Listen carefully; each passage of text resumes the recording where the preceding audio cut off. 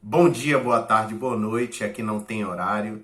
E nesse vídeo eu quero começar com a frase que diz: Minha dor é perceber que apesar de termos feito tudo o que fizemos, ainda somos os mesmos e vivemos como os nossos pais. Sejam bem-vindos a esse vídeo. Antes de mais nada, eu quero pedir para que você se inscreva aqui nesse canal, ative o sininho lá embaixo e dê aquela curtida para nos ajudar na divulgação desse trabalho. O tema de hoje é: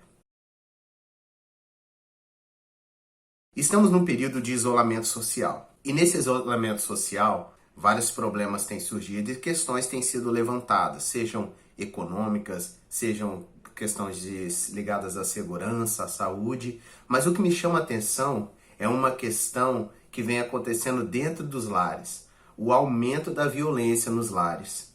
Isso acontece por diversos motivos, de que muitas pessoas não sabem se vão continuar trabalhando, se vão poder manter o seu emprego, quando que vão conseguir pagar aquela dívida, ou se vão ganhar algum dinheiro para poder pagar aquela dívida. Tem também a questão da rotina. Pessoas que estavam aí trabalhando no seu dia a dia, tinha a sua rotina toda certinha, e agora estão dentro de casa o tempo todo. Mas nós estamos vivendo um momento onde a maioria das pessoas tem muito tempo para pensar. Engraçado que nessas últimas semanas, nos atendimentos online que eu tenho feito, as pessoas têm falado que a maior dificuldade que elas têm enfrentado nesse período de quarentena é o fato de ter muito tempo para pensar. E nos relatos que eu tive, foi exatamente o que foram falados, né? Eu tenho muito tempo para pensar besteira. Dentro dessa questão de quarentena, eu também consigo perceber uma coisa que, na verdade, nós temos enfrentado há muitos anos, que é o distanciamento emocional. Se você trabalha longe da sua casa e pega, por exemplo, o transporte coletivo, é muito comum você sentar ao lado de uma pessoa ou ver alguém sentado do lado de uma pessoa, duas, várias pessoas, na verdade, no coletivo, passar ali horas, né, sentados, e mesmo assim estarmos insensíveis à dor do outro, até mesmo vendo alguém chorando e simplesmente não conheço, então deixa. Mas o problema é que isso acontece também dentro de casa. Muitas pessoas estão morando no mesmo lar, mas estão distantes, estão insensíveis à dor do outro. O legal da psicanálise, quando você começa a estudar, existem dois benefícios que eu considero muito importantes. Primeiro, o autoconhecimento, que gera autorresponsabilidade, que gera essa sensibilidade de me perceber e de compreender para onde eu vou, por que eu ajo assim, por que eu penso assim. O conhecimento nos dá muita responsabilidade. Outros vão dizer que a ignorância é uma bênção, exatamente pelo fato de que a partir do momento que eu conheço, eu não posso dizer que eu não sabia. Mas vamos lá. Quem foi Freud? Na Morávia, em 6 de maio de 1856, nasceu Sigmund Freud, o fundador da psicanálise. Morreu em 23 de setembro de 1939, em Londres, onde viveu seus últimos anos exilado pelos efeitos do nazismo. Em Viena, onde vivia, Freud desenvolveu uma extensa obra, criando os conceitos, pilares e um modelo teórico inédito e original de que conhecemos como psicanálise. A psicanálise de Freud revolucionou as crenças científicas do nosso século ao estabelecer um entendimento especial e singular das motivações do sujeito humano. Freud, além da teoria, produziu textos sobre temas da cultura, escreveu sobre os seus casos clínicos e sobre a técnica. Então veja que Freud conseguiu impactar a vida das pessoas de tal forma que tem nos impactado até nos dias de hoje. E a psicanálise é isso. Em 1895, Freud afirmou: sofremos de reminiscências que se curam lembrando. A psicanálise de Freud é um conjunto teórico que apoia um método de investigação clínico, um método da cura pela palavra.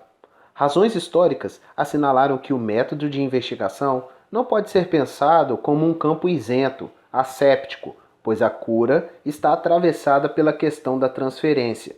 Freud tropeçou na ação da transferência enquanto tentava solucionar questões clínicas dos sintomas histéricos. Render-se ao fenômeno da transferência e processar as articulações necessárias no sentido de incluir o potencial do campo transferencial ampliou os recursos e alcances do método e da técnica.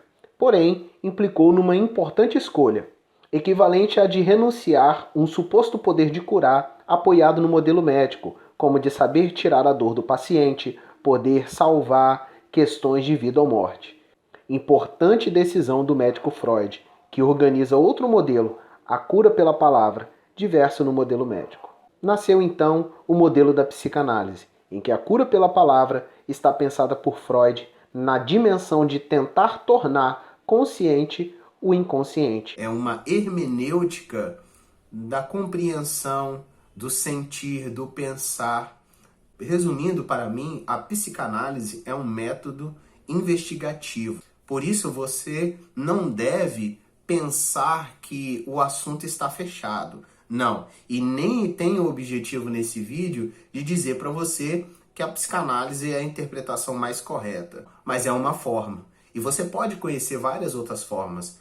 O principal aqui é entender o comportamento humano. A partir do momento que eu me conheço, que eu conheço o outro, que eu entendo essas relações, eu me torno mais sensível. Como que funciona dentro do pensamento de Freud essa questão do consciente e do inconsciente, que é exatamente o assunto da sua primeira tópica? Veja. De acordo com as ideias de Freud, somos capazes de ver apenas uma pequena parte emergente que corresponde à atividade mental que podemos detectar direta e voluntariamente, além de supor um nexo entre o mundo externo e os nossos processos mentais. Estaríamos diante da instância conhecida como consciente, totalmente sobre o nosso controle, na qual, portanto, não há mecanismos de defesa ativos que os bloqueiem. No entanto, neste elemento é onde a nossa energia psíquica interna é mais contida, uma vez que exercemos o controle direto deles.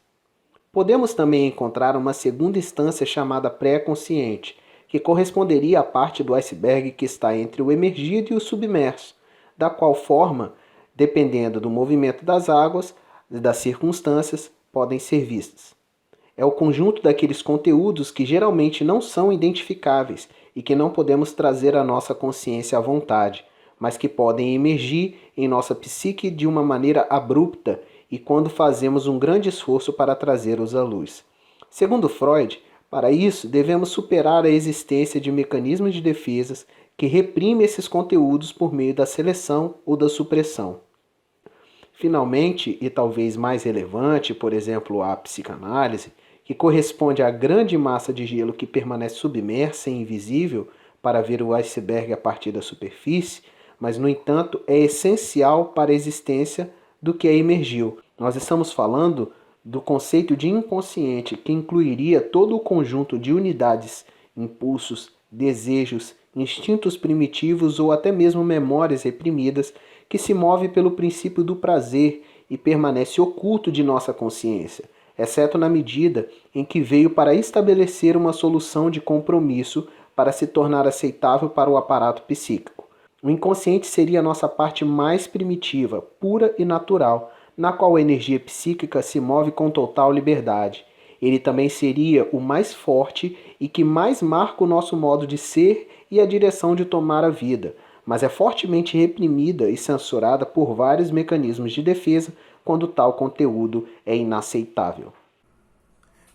Interessante, não é? Galera, o tempo todo nós tomamos decisões baseado exatamente no conteúdo que está dentro desse inconsciente. Por que você olha uma pessoa e você pensa assim, poxa, não gostei dessa pessoa? É engraçado que muito comum é que depois de um tempo você olha para aquela pessoa, já conhecendo ela, já conhecendo a sua história, já conhecendo e tendo uma relação com essa pessoa, você diz, nossa, você é totalmente diferente daquilo que eu imaginava. É, exatamente. Isso acontece com pessoas, com objetos, com situações, né? Todo mundo tem um professor, uma professora que você gostava muito, mas outras pessoas da sala não gostavam. Talvez seja alguma coisa ligada ao tom da voz, a barba, a fisionomia, a forma de falar, o timbre de voz, que está ligado a alguma coisa ali do passado que você anteriormente disse para você ou aprendeu que não é bom. Aquilo que incomoda, que me incomoda, tem mais a ver comigo do que com o outro, obviamente. Então aquela pessoa que fica muito incomodada com alguma coisa que ela vê, é obviamente que isso tem mais a ver com ela do que com o outro. Afinal de contas, quem está incomodado sou eu. Bom, espero que você tenha gostado desse vídeo. Nos próximos vídeos eu quero te ver por aqui. Então, compartilhe esse vídeo com seus amigos, para aquela pessoa que você ama, se você achou esse conteúdo interessante. Um forte abraço e fiquem com Deus. Não espere adoecer para tratar a sua mente. Faça como você faz com o seu corpo. Você não vai na academia? Você não busca uma alimentação mais saudável para manter o seu corpo e a sua saúde em dia? Então, com a nossa mente também tem que ser assim. Procure um terapeuta, procure um psicólogo, procure um psicanalista, para que você tenha, primeiro de tudo, conhecimento e ferramentas para estar buscando uma vida emocional mais saudável e equilibrada.